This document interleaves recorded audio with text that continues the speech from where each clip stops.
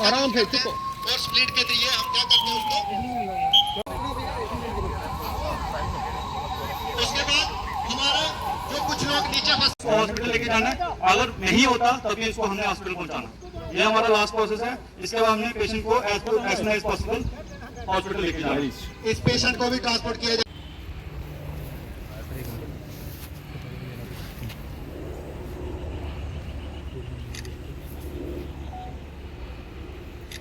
Victim थे उनको वहाँ पे फर्स्ट एड टीम के पास रेफर किया गया है।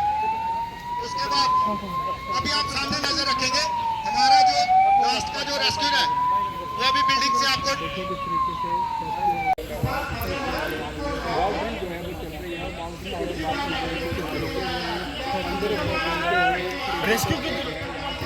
रेस्क्यू के दौरान एक सबसे महत्वपूर्ण पॉइंट ये होता है कि जितने भी लोग इंजर्ड हैं उन्हें किस तरह से निकाला जाता है।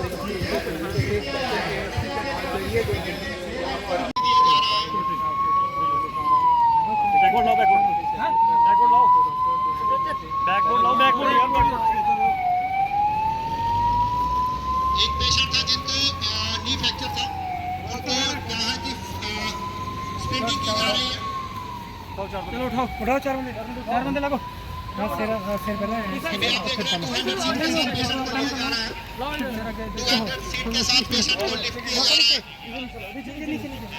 हमने वैसे रखे किया था, अब उसको हम क्या कर रहे हैं, उसको हम पहले चेक करेंगे उसका एयरवे, ब्रीथिंग और सर्कुलेशन। अगर वो एब्सेंट पाया जाता है तो हमने मौके पे ही उसको सीपीआर का पीएचडी को सीपीआर दिया जाएगा और मौके पे उसको होश में लाके उसको ट्रांसपोर्ट किया जाएगा। इसके लिए आप कार्रवाई देख रहे हैं, जैसे एयरवे की चेकिंग की हो रही है, उसके बाद ब्रीथिंग चेक की जा रही है एलएलएफ मेथड के जरिए।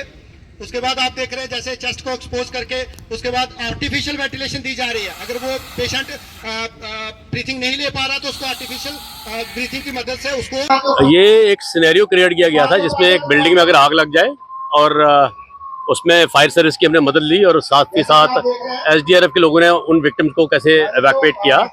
उसमें से कोई डेड बॉडी है या कोई इंजर्ड है या कोई किसी को सांस लेने में प्रॉब्लम हो रही है तो वो सारा सीपीआर हो गया। जैसे अभी सीपीआर की एक्टिविटी चल रही है, कोई इंजर्ड है, किसी का फ्रैक्चर है, उसको क्या करना है, किसी को अगर उठा के लाना तो कैसे लाना है, बच्चे को उठा के लाना तो कैसे लाना है, ये सारी हमने एक सिचुएशन क्रिएट की थी और इस सिचुएशन को हमने आज एक प्रैक्टिकल शेप दी है। इनके मतलब एक सिमुलेशन है उससे एक ओरिजिनल सिचुएशन की। तो बाकी आपने सारा जैसे आपने देखा है इसी तरह से इन केस, और साथ ही साथ हमने एमएम कॉलेज के बच्चे भी बुलाए थे ताकि वो भी कुछ सीख लें। इन केस ऐसी कुछ सिचुएशन होती है, अगर वो ट्रेंड है तो वो काम कर सकते हैं, और अगर कोई ट्रेंड नहीं है तो कम से कम civil defence, home guard, SDRF, fire service, कोई भी ऑर्गेनाइजेशन जो इस टाइप की सिचुएशन में काम कर रही है उनकी मदद कर सकते हैं। Thank you. सबसे पहले ये रहता है कि जो लोग वहाँ आसपास के लोग हैं जो ये सब जानते हैं उनको सबसे पहले उन्हीं को रिस्पॉन्ड करना है।